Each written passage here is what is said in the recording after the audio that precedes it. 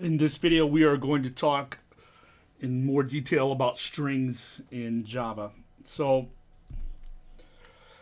to start off with, though, we are going to talk about the primitive type char. Um, char, remember, only holds a single character. So, um, literals of type char are delimited by single quotes. Remember, that's as opposed to string. So, you can define a variable of type char um, by enclosing whatever character it is that you want in single quotes like this, okay, instead of double quotes. So double quotes are for strings in Java. Single quotes are for char. So um, probably you might be thinking, okay, well, what's the use of char if I can just use string? And that is somewhat true. Most of the time, you're probably going to be using string, but there are several different cases where you might want to use char. So one of the things that you might want to use char for, or really it's the character class, which is the wrapper class for char. If you remember back when we talked about array lists, we talked about wrapper classes because you can't store primitive types in array lists in Java. So one of the issues there, or one of the benefits, right, of using that class is it has a number of useful methods for manipulating character data. So let's take a look at those. So here are some of the more useful methods. Most of these are Boolean, okay? So that means that the return type's a Boolean, right? And so that means they're either going to return true or false. And so you can use those in if statements and in the conditions for loops. All right, and so most of these methods just test as to whether a character has a certain property. So you can see the first one here is uppercase. So that's going to return true, if the character is an uppercase letter, and false otherwise. Lowercase, it's going to return true if the character is a lowercase letter. And the rest of these are again pretty straightforward. Is digit will return true if the character is the digit, that's 0 through 9. False otherwise. Is letter will return true if the character is a letter. False otherwise. Is letter or digit does the obvious thing and tests whether a character is a letter or digit. And is white space will return true if the character is a white space character, and that could be a space, a tab, which is /t, a new line carriage return /n, and a form feed. Um, so all of those either return true or false. The ones that will do some converting is to uppercase, which does the obvious thing and converts a letter to its uppercase version, and likewise with to lowercase, which will convert a letter to its lowercase version.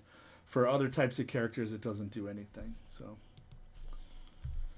all right, let's take a look and see how we would use these. All right, so we want to use character class example. So here in lines 5 through 10, I just create some character variables, or char, type char. And then here I print out some messages and I show you how to use these methods that we just talked about. So first off, all these methods are static, okay? Or at least the is ones are. And so since they're static, you can call them by just putting character dot and then the name of the method that you want to test here. All right, so is uppercase, is lowercase, is digit, is letter or digit, and is white space, right? All are static methods, and so to call them, you just put character dot and then the name of the method, and then here is the character that you want to test. Is it uppercase? Is it lowercase? And so on and so forth. Okay. And here is where I do some conversion, right? So here I have a character letter 1, and here is how I use the to uppercase method to convert it to uppercase. And notice I do letter 1 equals, right, and then the conversion of letter 1. So this will take the old value of letter 1, convert it to an uppercase, and store it back in the variable back in the variable letter 1. All right, so let's run this program, and you can kind of see, just how it works. Okay, so here the character is lowercase t, and so you can see the result. Is it uppercase? Nope. Is it lowercase? Yep. Is it a digit? Nope. Is it a letter? Okay, so here it's true. Is it a letter or a digit? True. Is it white space? No. All right, and again, this just kind of works almost exactly how you think it would work, right? There's really nothing tricky, right, until we get to this /t right here. All right, if you go look at that in the code, let's see.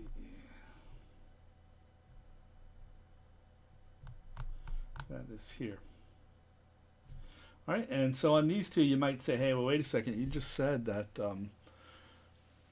a variable of type char is just one character. I see 2 characters in there, so what's the deal with that?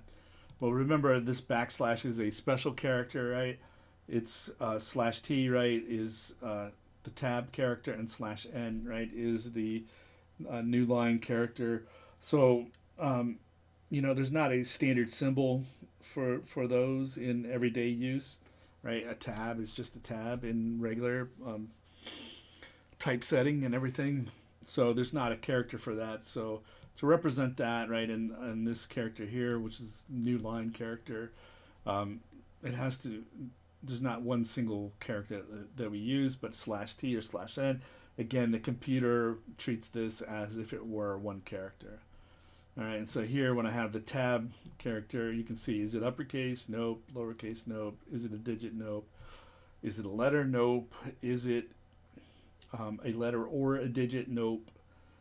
Is it a white space character? And here I get true, right? Same thing here. And here I get true as well. And then here I'm doing some conversion.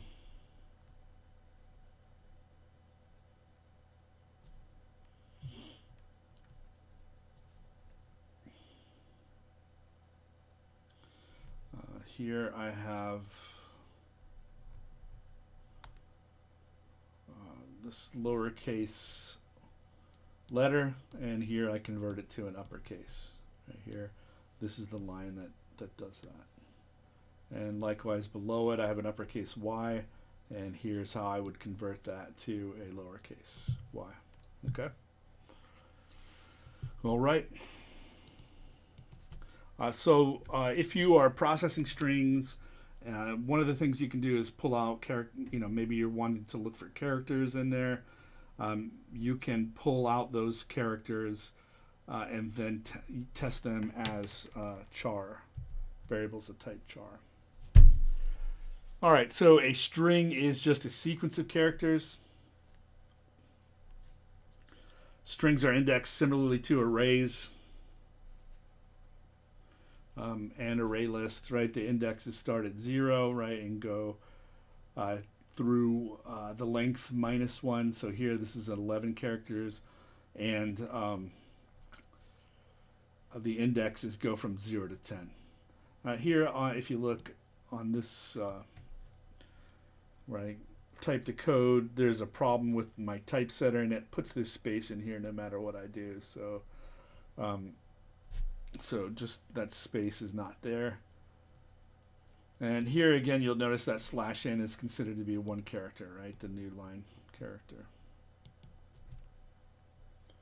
All right, so here's how this would be indexed. Okay. There are a couple of ways to declare a string variable. So this first way is right here. That's more along the lines of how we declare an object. String is a reference type, right? But you might notice, hey, we haven't really done that too much. We haven't been declaring strings this way. We've been doing it basically this way, right? And the reason for that is because strings are used so frequently, right, that they just decided to put a shortcut in Java for declaring strings like this. It's just easier than doing it like this. Okay. Um, so as I said, string as a reference type, and just like the other reference types that we talked about, it is not stored as a value, right? It's not stored as the actual sequence of characters, but it's stored as a reference, right? A memory address. And so um, that memory, when you look in a string variable, right, that memory address is, or what's contained in there is the address of the memory location where that sequence of characters is going to be found. So just like uh, any objects, and we talked about that in chapter 6 about how objects are stored as references, and then we talked about in arrays and array list how they are stored as references as well. Strings are stored as references. Okay. Okay. Next up is knowing the difference between the empty string and the null string. The empty string is just the string consisting of nothing, so you can represent that in the computer by two double quotation marks with nothing in between those. So that's the empty string.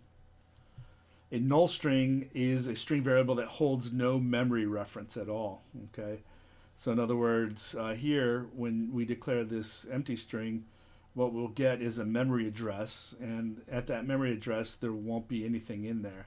But when you declare a null string like this, and you can also declare objects to be null as well, then what ends up happening is that there is not even a reference, not even a memory address in this variable right here. So the thing to know is that that can cause some huge problems in your program. If you try to call a method on a null string, it's going to give you a runtime exception in your program. And so you've got to be very careful not to do that. And now you might say, well, I just won't put null here. But we'll see in this example that you can inadvertently declare some strings and then they'd be null strings through an array or something like that. Okay, so let's take a look at this example.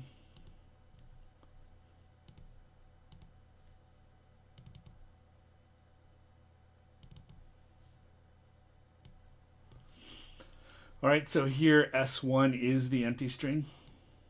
Okay. And I'm going to run this program. And the things to notice here, you can see that I calculate the length of S1 and I get 0 as expected, right? So you can see there's no problems with line number 13 here with the empty string. And then I try to convert the empty string to an uppercase. Well, there's nothing in there, right? But you can see that doesn't cause any problems here on line 23. Okay. So calling these methods on the empty string is not doesn't cause any problems, generally speaking. Okay. Now what I'm going to do is turn around and do the same thing for S2, which is the null string. Okay.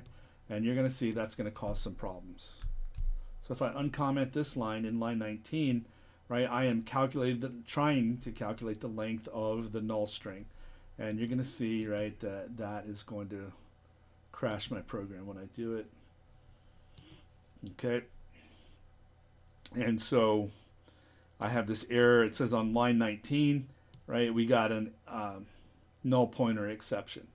So S2 was the null string, and I tried to calculate its length, and boom, that is going to generate this runtime exception and crash your program. So again, you can see that's a much more serious thing than what happened in line 13 when we tried to calculate the length of the empty string. That didn't cause any problems. Okay. So let's see down here. If I try to convert the null string to an uppercase, you're going to see once again that that is going to cause an issue, right? When I try to do that, line 29, Java says, hey, there's a problem here, and you get this null pointer exception. So Java basically said, okay, I need to convert this string to an uppercase string, so it checked S2 to find the reference, right? And S2 was null. So Java's like, well, there's no reference there. I don't know what to do. So there's no location I can go to try and complete, to try and complete this. So it literally had no clue. So it just gave up. All right.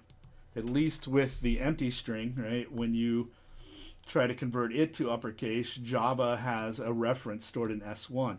And it goes to that reference, right, that memory location, and it looks and says, well, there's nothing in there, so the length is 0, or there's nothing to do to convert it to uppercase. But if it's null, right, then that's not going to, it's Java is not going to be able to do that. Again, right, in the previous, when I was talking in the previous slide, I said, maybe your reaction is, okay, well, I just won't do that. But this example here on line 10, I create an array of strings of length 5, right? But I don't do any initialization of that. So that's what I was saying, like you might create some null strings without ever really realizing it. It's not just as simple as, okay, don't put null here. Here I create an array of strings and I forget to initialize it, okay? And so you can see then, like if I uncomment line 20,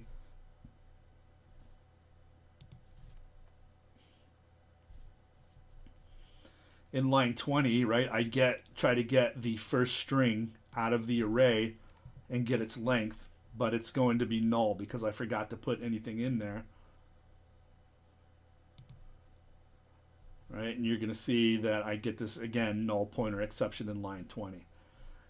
Java said, hey, look, you told me in line 20 to get the first string out of the array. So it went to the array and it got the reference that was stored in the first position in the array, and it said, right, or tried to do that, and there was nothing there. So it said, I literally have no idea what to do to complete this, and so it gives up and gives you this runtime exception. All right, so null values are going to cause problems in your program, and it's easy to do that inadvertently as well.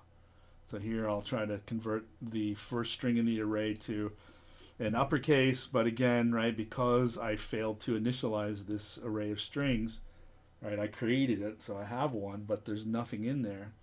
And since string is a reference type, right, it's all the references in there are null, and that's going to cause problems when you try to use methods on those things, okay?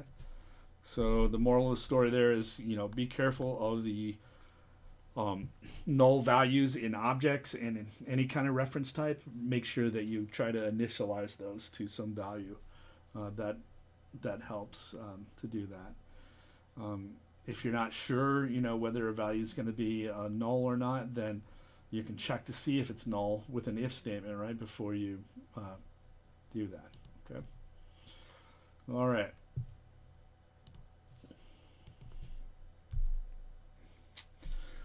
Okay, so now you recall I said strings are stored as references, right?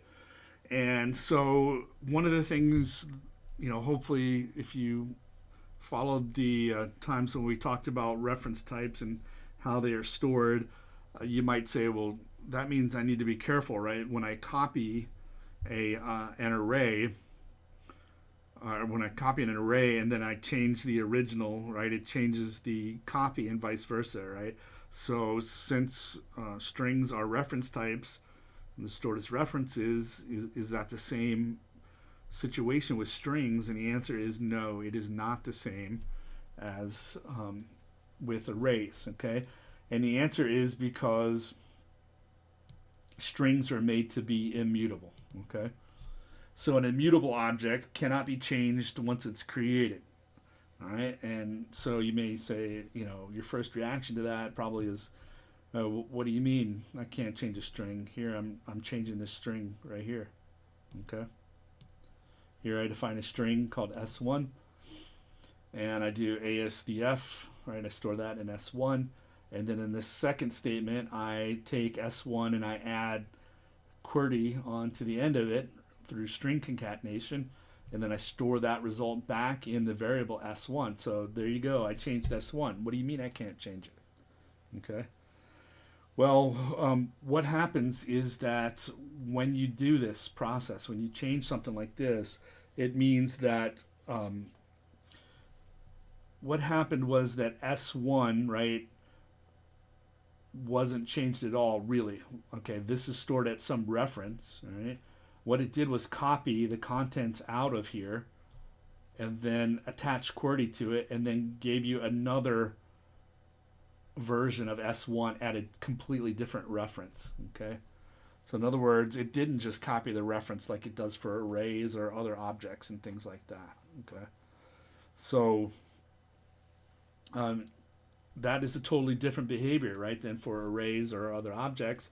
The reason why this is done is because strings are used so often and so much that they didn't want this exact same behavior as with arrays or array list or other objects where copying can change the copy or not. Where making a copy, right, can, and then changing the copy will change the original and vice versa, all right? So we're going to take a look at this example, right? And we're going to do it with arrays and with strings. And then you're going to see each time I modify the string, what will end up happening is that I will get a completely new reference, right, at which that thing is stored. All right, so let's take a look at that string immutability example.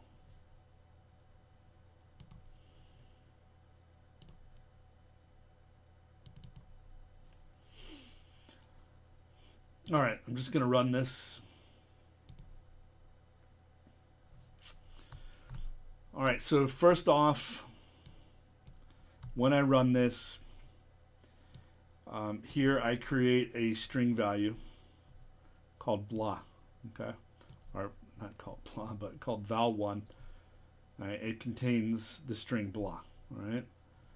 And here I print out the hash of its memory address, right? It's stored at this memory address here, okay? And then I tack on to it yada, right? So now after this line, line 17, the value will be blah yada, right? And the thing to notice is that the memory address changed, right? The reference changed. It was this, and now it's something else. All right, so what ended up happening is I really basically got a brand new version of val1 not tied to this version at all. It's at a completely different memory address. All right, and then I do some other stuff.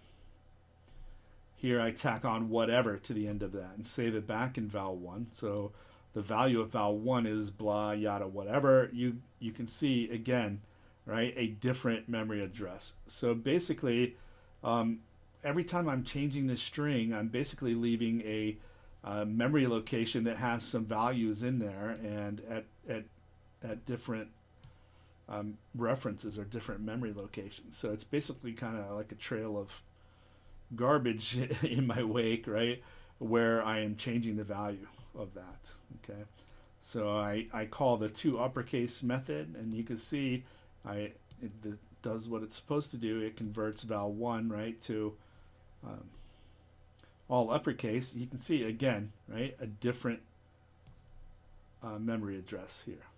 Okay, so every time I change a string, really what's going on behind the scenes is that I am getting a completely new version, right, and it's not tied to the original.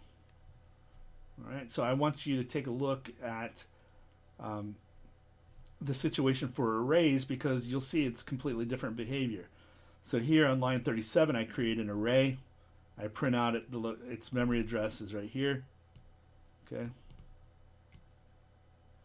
And then I change it. Right? I change the first element to 999, the second element to -34, the third element to 0, right? And you can see, right, it's definitely getting changed, but notice the memory address, right? It is not being changed whatsoever. All right? So that memory address is staying the same. So the reason that makes it so, when you have that kind of behavior, if you make a copy, right, and not a deep copy, you are going to get that side effect where if you modify the copy, it modifies the original and vice versa. Or when you pass it to a method, it will do that, okay? But for strings, right, we do not have that same behavior, right? The designers of Java said, hey, that's we don't want that to happen when you make strings, because it is so common, right? When you're manipulating strings, it's probably just better for everybody if strings behave this way, so that every time you change a string, right, then it creates an entirely new copy that's unrelated to the other copy. Okay.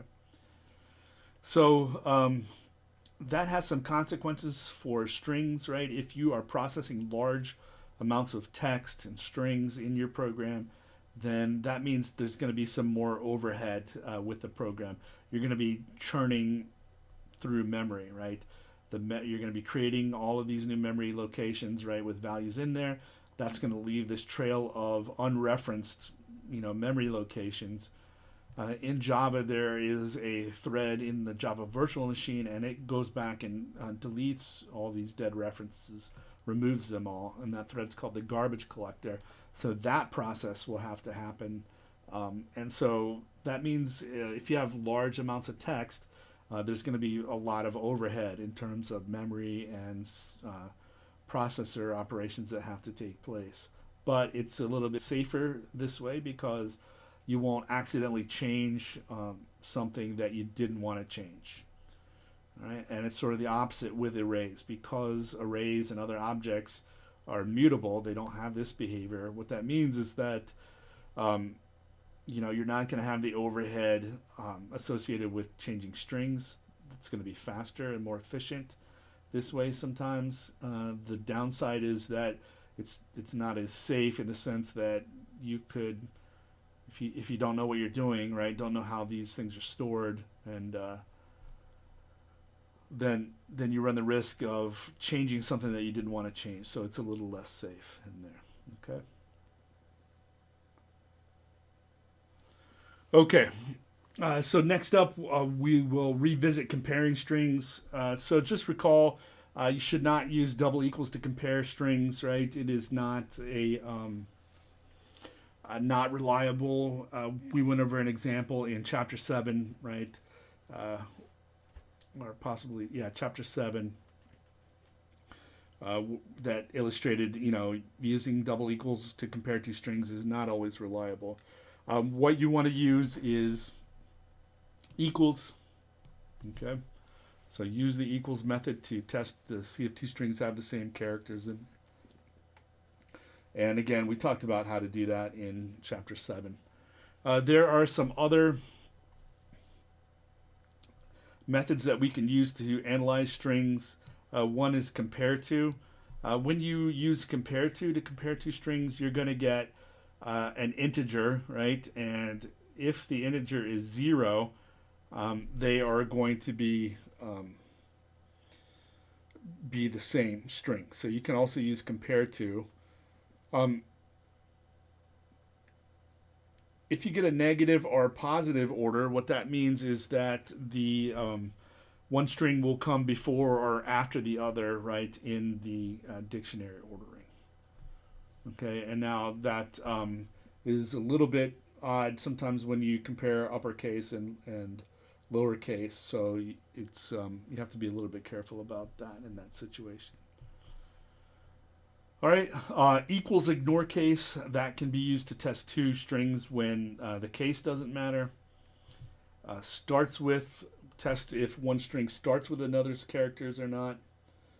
Ends with, test to see whether one string ends with another's characters.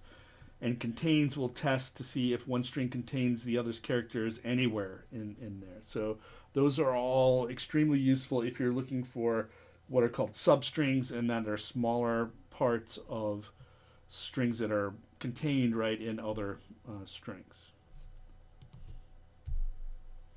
All right, let's take a look at these. Comparing two strings.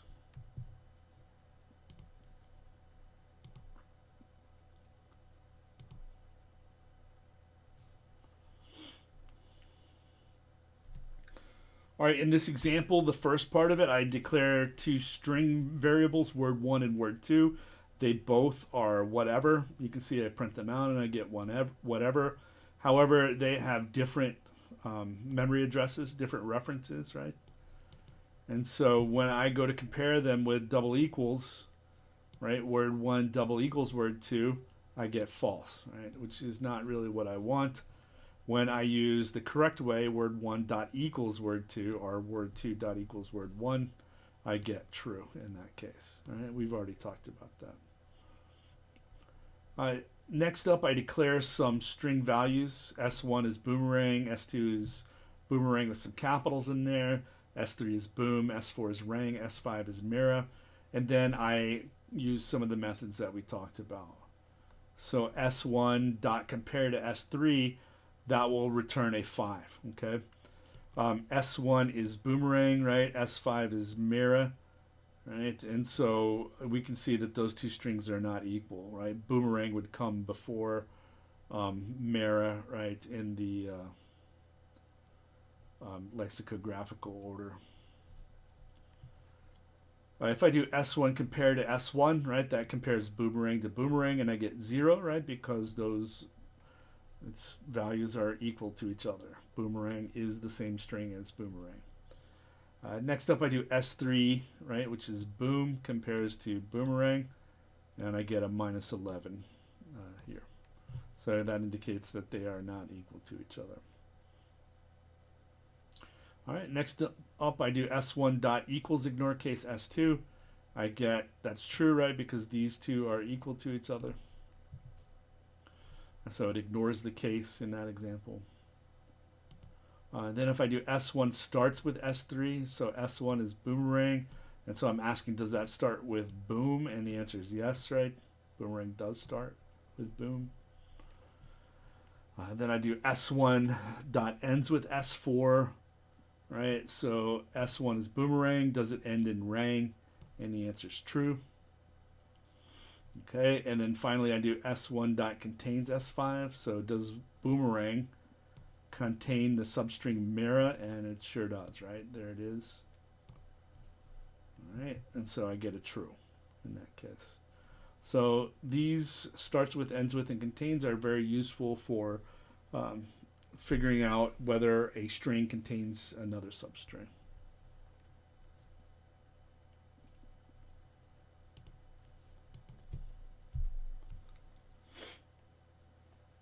All right. Next up, some more useful methods. The index of method. Sometimes you want to know, those contains will tell you yes, true or false, whether a string contains a substring or not.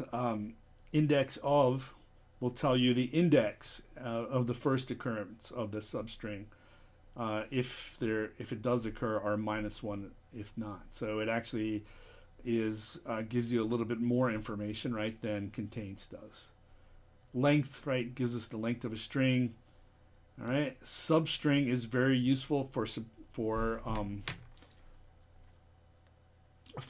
extracting substrings from a string, and we'll see how to use that. 2 lowercase, 2 uppercase do the obvious thing, convert strings to lower and uppercase.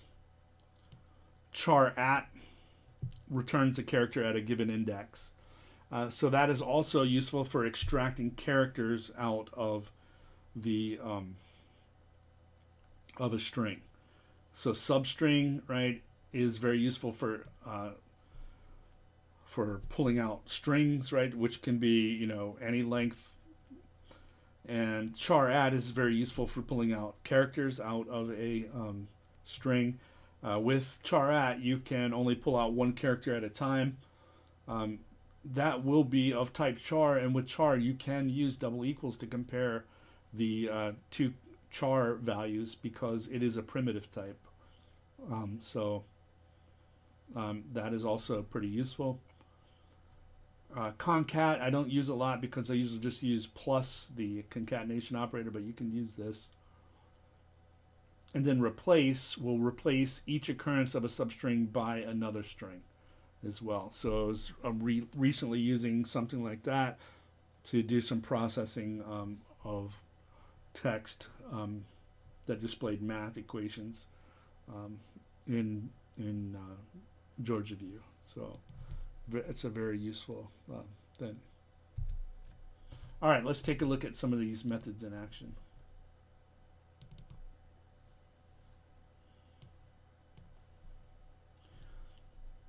Okay, so here I start out with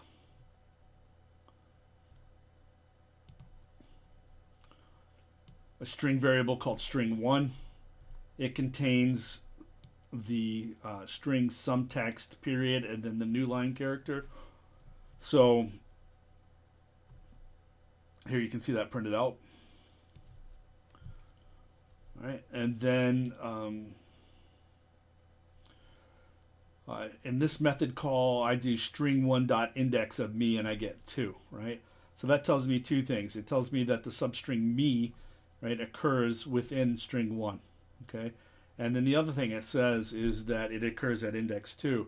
So if I look, that this is at 0, this is at 1, and then the me starts at index 2, like that, okay?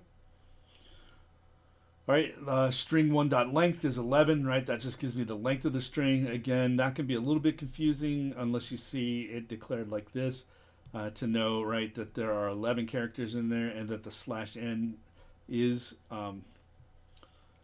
just one character, right? Okay, so here it's hard to tell what really the length of it is, right? Because you can see it goes to the new line, so that new line character is in here. If you look at it this way, if you don't know that about the new line character, which you should, right, know about that. That was one of the first things we talked about in chapter 1. Then you might think it should be 12, right? But it's 11. All right. Next up is the use of substring. When I do string1 dot substring 3, right? What that is going to do is take the substring starting at index 3. So this is at index 0, this is at index 1. The M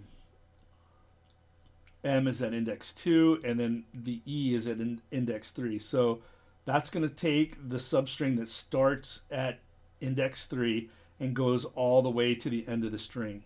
So you can see the result of that when I print it out, it's going to be E text, period, and then a new line, right? Because of that new line character. So up here, it would be this part of the string. So when I printed it out, right, I get etext plus a new line, like that.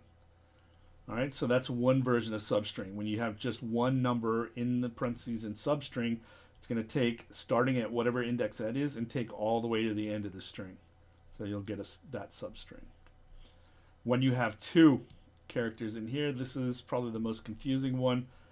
This will take the substring that starts at index 2 all the way up to index 7. Okay. Now you may say, hey, it says 8 here. Well, why, why does it only take to 7? Well, that's just the way substring operates. Okay. And I can't, I don't know, the details of how the string class was created. But somebody made that decision a long time ago, and so the that's just how it did. So how it happened. I don't know the history of it, but the only thing I can think of is maybe they had this version of substring first, and then they added this one later. Because if you have this one, then one of the advantages of doing it this way is that I can put the string dot length right here, and it won't give an error. But that doesn't mean it's a good reason, because if you have this, you don't need to put the last character. It takes all the way to the end. So I don't know. I'm just completely guessing here as to why it's like this. But maybe it was that at the beginning when string was first created, it just had this version of it, and then later they went back and added this one. And so you may say, well, hey, why wouldn't they have changed this one? Well, you can't change this one once it's in there, because that's in the code base, right? And that will break many other programs. So that's probably not worth it to do it that way. So you just have to get used to the way that substring works. So remember, when I do string1 dot substring 2 comma 8, that's going to take the substring that starts at index 2, which is this me, right? And so that would be index 2, 3, 4, 5, 6, 7. So you can see you get me text, okay? Not me text. that last T is at index 8, it does not take that one. All right, so you just have to get used to how that works. All right, next up is 2 lowercase, 2 uppercase, which does the completely obvious thing, right? And the other method that you can use to extract characters is char at, and with char at, remember, it returns a char, so that's only one character, so there is no version like this for substring. So if you only want to extract a single character at a time as a char, then you can use char at. If you want to extract multiple characters, right, at once as a string, then you can use substring. Okay. All right, and so you can see where I do string 1 dot char at 9. That's going to give me this period right here because that's at index 9. All right, string 1 dot concat just puts 2 strings together. So here you can see I have string 1 and then more text comes after it. And then finally the replace method, here I do string 1 dot replace and then e banana. So that will go into string 1, right? Which is this. And every occurrence of the substring e will be replaced by the word banana. So you can see some banana, t banana, xt, right? Is what you get. So every e was replaced by the word banana. Okay. All right, so those are incredibly useful for working with strings. The last topic here is, next to last topic is converting numbers to strings. The easiest way is this way right here. Just concatenate the number to the empty string. So if I do empty string plus and then 1, 2, 3, then Java will recognize that you want to just convert this number right to a string. So this is pretty much the only way that I do it. It's just easy, and so that's the way I do it. There are other ways here. You can use the toString and integer and double class. Okay. In string, you can also use the value of method.